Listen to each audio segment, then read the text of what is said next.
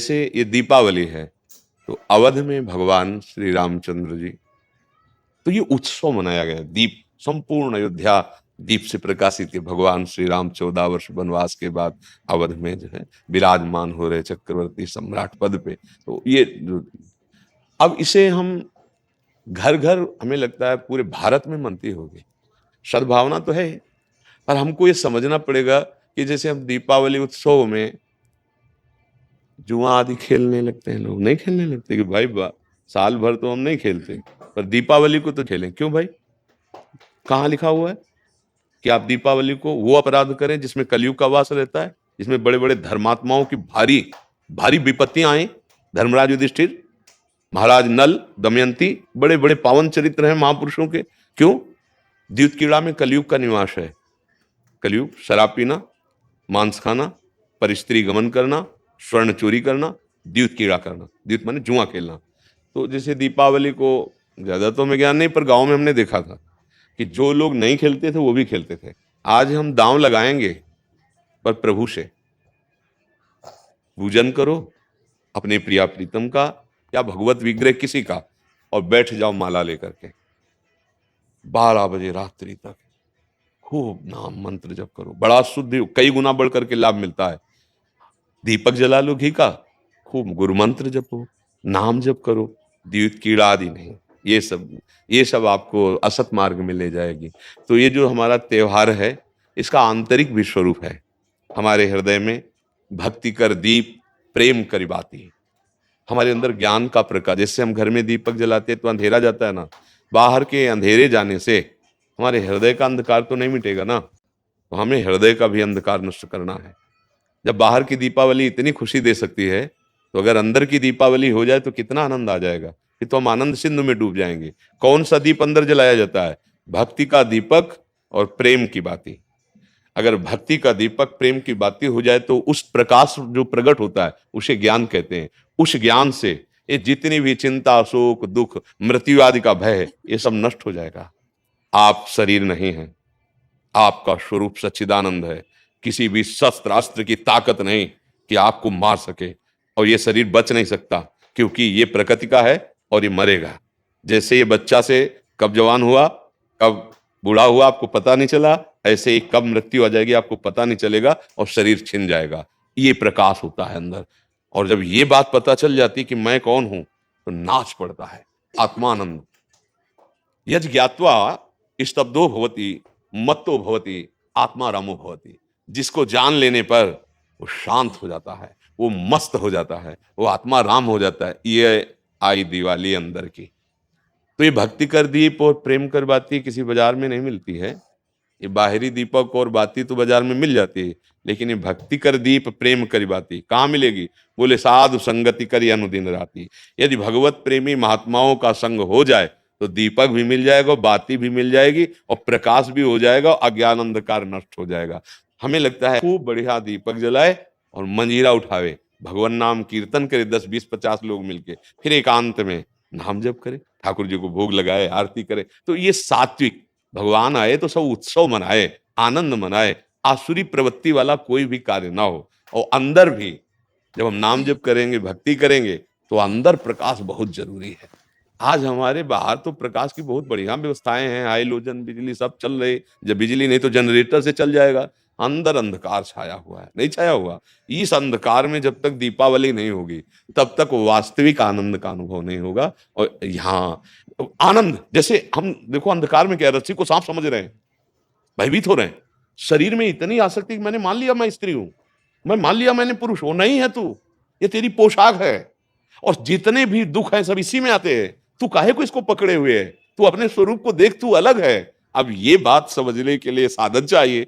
अब तुम गंदे आचरण करते हो, गंदा चिंतन करते हो, कैसे तुम अपने स्वरूप को जानोगे? तो यही ज्ञान, प्रकाश, यही ज्ञान हो जाए कि मैं भगवान का अंश हूं, जिसे भगवान कहते हैं ममैवांशो, और भगवत प्राप्ति करना मेरा परम धर्म है। आनंदमय गृहस्थी में महात्मा हो जाओगे। इतना आनंद रहता है उसको जो भगवत प्राप्त है, जो भगवान के चिंतन में। भारी से भारी दुख उसे कहीं भी विचलित नहीं कर सकता। आएगा दुख, बचो। दुख आने के पहले जहां दुख का प्रहार होना है, उससे अलग हो जाओ। बिल्कुल आप अलग हैं। जैसे मेरी टेबल, मेरा हाथ, तो मैं हाथ तो नहीं हूं ना, ऊपर पूरे मेरा शरीर, खुद आप बोल रहे हैं मैं शरीर, ऐसा तो नहीं कोई कहता, मेरा शरीर मतलब ये मैं नहीं हूं। ठीक, अंदर चलते हैं, मेरा मन, मेरी बुद्धि, मैं तो नहीं बोला।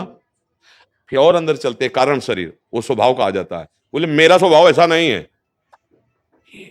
आप इस अलग को अपने में धर लिए, अब दुर्गति हो रही। मैं धनी, मैं निर्धन, ये प्रपंच छा गया। बस इसी दीपावली में ये देख लो प्रकाश में कि तुम ये नहीं हो जो तुम दुख पा रहे हो। तुम दुख, कोई भी दुख तुम्हें छू नहीं सकता। आनंद सिंधु का बच्चा आनंद सिंधु है, ईश्वर अंश जीव अविनाशी, चेतन अमल सहज सुख राशि। मुझे तो लगती यही दीपावली हमारे हृदय में भी जलनी चाहिए। बाहर सावधानी पूर्वक नाम जप करें, अच्छे भोग प्रभु को लगावे, ये उद्दंडता वाले कार्य, जुआ खेलना, ये सब ऐसे कार्य ना करे, और अंदर की दीपावली जलाने की भी एक बार कोशिश करे। अगर जल गई तो जन्म मृत्यु रूपी भय से मुक्त हो जाओगे। और ये शरीर केवल इसीलिए मिला है, नहीं तो भटकना ही भटकना है हमारी। महाराज जी, एक विशेष पर्व पे आपने किसी को बोला था कि आज ऐसा पर्व है, आज से दृढ़ निश्चय करो कि आज से मैं ये व्यसन छोड़ दूंगा। तो महाराज जी, आज बहुत सारे नए युवक भी आपसे जुड़े हैं महाराज जी, तो महाराज जी आपकी तरफ से उनके लिए, क्योंकि उनको एक दृढ़ता चाहिए कि कोई तो एक बोले हमें कि आज से व्यसन नहीं करूंगा हाँ, मैं। हम तो प्राय हर एकांतिक के समापन में सबसे कहते हैं, ए भैया तुम आए हो, आज से तुम गलत आचरण न करो, शराब न पियो, माताओं बहनों की तरफ पाप दृष्टि से मत देखो, माता पिता को भगवत भाव से देखने के लिए बुद्धि शुद्ध चाहिए। जगत में अगर उन्नति प्राप्त करना है तो बुद्धि शुद्ध चाहिए। शराब पीना, मांस खाना, व्यभिचार करना, जुआ खेलना, चोरी, हिंसा, बड़े बड़े गंदे आचरण होते जा रहे हैं नई समाज के। और वो मोटरसाइकिल से बगल से निकले, कोई बहन मोबाइल से बात कर रही, ऐसा झटका कि नाक के बल गिर गए, मुंह के बल गिर गए। कितने का मोबाइल, जंजीर सोने की चैन कितने को की, 40,000, 50,000। पकड़ा, राक्षसी बुद्धि से खींचा, और वो तो मोटरसाइकिल में बैठा, ऐसा खींचा, वो कई तरह गिरती ये क्या हो गया, बुद्धि भ्रष्ट हो गई।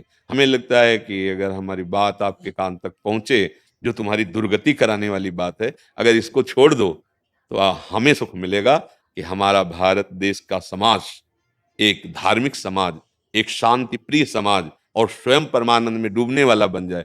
ये तुम्हें नशेबाजी, गंदे आचरण, बड़ा देखो ना क्या परिणाम होता है। मान लो 2-4 बार नहीं पकड़े गए आप, लेकिन जब पकड़े जाओगे तब ऐसी पिटाई होगी यहाँ, और आजीवन का। अगर छूट भी गए तो यहाँ से तुम भले छूट जाओ किसी प्रमाण देकर, लेकिन एक और न्यायालय है जहां राय पाई की चूक नहीं होती, कोई घूस नहीं चलती, वहां के न्यायालय से डरो पक्का। यहां तो मान लो आप इधर उधर करके प्रमाण दे के बच सकते हो या कुछ ले दे के, लेकिन एक न्यायालय जहां कुछ लेना देना नहीं है, किसी गवाही की जरूरत नहीं, वो स्वयं सर्वसाक्षी हो। तो पाप कर्म का त्याग, गंदे व्यसन, गंदे आहार का त्याग, यही भारी उत्सव हो जाएगा। यही हम भेंट मांगते हैं। जब कोई एकांतिक में कभी भाव आता है तो ये कहते हैं आप सब ये गंदे आचरण यहाँ छोड़ जाओ, धाम है भगवान का। और जो मान लो ठीक कहा कि दिवाली का पर्व है, तो कुछ न कुछ लेन देन भेंट होती है ना, भाई कुछ परिजन आए, उनके खवाया खवाया पियाया कुछ। तो हमारी प्रियता यही है कि तुम सुखी रहो, तुम स्वस्थ रहो, तुम मुस्कुराओ, तुम आनंदित हो। कैसे? अच्छे आचरणों से, भगवान नाम जप से। अगर बुरे आचरण करोगे तो भाई तुम्हें रुपया शांति नहीं दे सकता। देखो, कोई वो चूक ना कर देना जो घर में, गांव में और समाज में आप ऐसे उठा के ना देख पाए। मात्र कुछ चंद रुपए के कारण जब हमारी बात बिगड़ जाती है तो हमारी पदवी और समाज की प्रियता सब नष्ट हो। एक गलती ने पूरा मिटिया मेट कर दिया। कोई अधिकारी जी थे तो उन्होंने मात्र 10,000 रुपए की वो प्रियता में उनको, उन्हीं के अधिकारी जन जो क्राइम विभाग कहते हैं, वो उनको ऐसे बुरी तरह पकड़ के ले जा रहे थे। तब मुझे किसी के दबाव और प्रलोभन में आकर कभी वो मत करना कि एक न्याय और विभाग